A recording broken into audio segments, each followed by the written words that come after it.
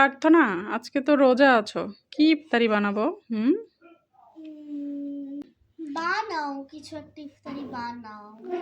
আসসালামু আলাইকুম, সবাই কেমন আছেন? ইফতারের সময় হলেই মাথায় টেনশন করে কি ইফতার বানাবো। আর যেহেতু ইফতার প্রয়োজন সুস্বাস্থ্যকর ইফতার, যেহেতু আমরা ইফতারিতে কোনো ভাজা পোড়া খাবো না, এই জন্য ভাবলাম যে হেলদি কী ধরনের ইফতারি বানানো যায়। তো এদিকে এই যে মাংস বের করে সুন্দরভাবে ধুয়ে পরিষ্কার করে রেখে দিয়েছিলাম, তারপরে যে পেঁয়াজটা ভেজে বেরেস্তা করে নিয়েছি।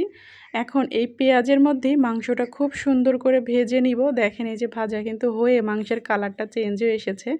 আর এখানে কিন্তু আমি অন্য কোনো মশলা দিব না। আমি যে কি ইফতার বানাচ্ছি সেটাই তো আপনাদের সাথে শেয়ার করা হয় নাই। আমি আজকে রান্না করব রাঁধুনি হালিম মিক্স। এই যে দেখতেই পাচ্ছেন রাঁধুনি হালিম মিক্স।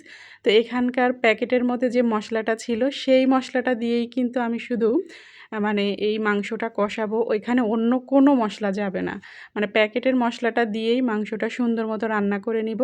তারপরে এই যে গরম পানি দিয়ে দিলাম।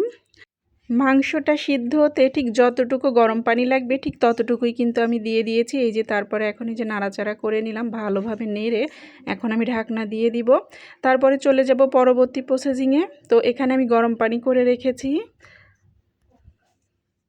আর ওই প্যাকেটের মধ্যেই কিন্তু এই যে শস্যগুলো ছিল, মানে হালিমের মিক্স যেটা, তো এটাতে কিন্তু আমি দিব আর নাড়বো। এটা কিন্তু একবারে দেওয়া যাবে না, দিলে কিন্তু দলা হয়ে যাবে। তো এই যে দেখেন দিচ্ছি আর নাড়ছি, দিচ্ছি আর নাড়ছি।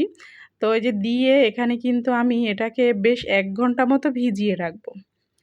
তো এদিকে আমার মাংসটা কিন্তু অলরেডি হয়ে গেছে। এই যে দেখতেই পাচ্ছেন ঝোলটা কিন্তু অনেকটাই শুকিয়ে গেছে, মানে বোঝাই যাচ্ছে যে মাংসটা হয়ে গেছে। তো এদিকে যে আমি হালিম মিক্সটাও ঢেলে দিলাম, দিয়ে এখন সুন্দর মতো নাড়াচাড়া করে মানে ভালোভাবে মিশিয়ে দিচ্ছি। তবে এটাতে আরও একটু পানি দিতে হবে, কারণ শস্যগুলো তো ফুটে সিদ্ধ হতে হবে, তাই না? আর মাংসটাও মোটামুটি সিদ্ধ হয়ে গেছে, তারপরে এর সাথে থেকে আরও যতটুকু সিদ্ধ হওয়া লাগে হয়ে যাবে। তো এদিকে এই যে দেখতেই পাচ্ছেন আমি কিন্তু আরও অনেকখানি পানি দিয়ে দিয়েছি। পানি দিয়ে মোটামুটি পাতলা করে নিয়েছি। এখন আমি দিয়ে দিব স্বাদ মতো লবণ। এখানে তো লবণ আগেই কিছুটা দেওয়া ছিল, তারপরও যেহেতু হালিম মিক্স করেছি, এখন একটু স্বাদ মতো লবণ দিতে হবে। তো দিয়ে এটা ঘন হওয়া পর্যন্ত এটাকে আমি রান্না করতেই থাকবো। তো মোটামুটি ফাইনালি কিন্তু আমার হালিম মিক্সটা রান্না করা শেষের দিকে। দেখেন অনেকটাই কিন্তু ঘন হয়ে গেছে, আর ঠান্ডা হলে কিন্তু এটা আরও বেশি ঘন হয়ে যাবে। তো এদিকে এই যে আমি বাটিতে সুন্দরভাবে সাজিয়ে নিয়েছি, আর এদিকে আমার মেয়েও খাচ্ছে। এই যে দেখেন হালিমটা আমার মেয়ের অর্ধেক খাওয়া হয়ে গেছে অলরেডি।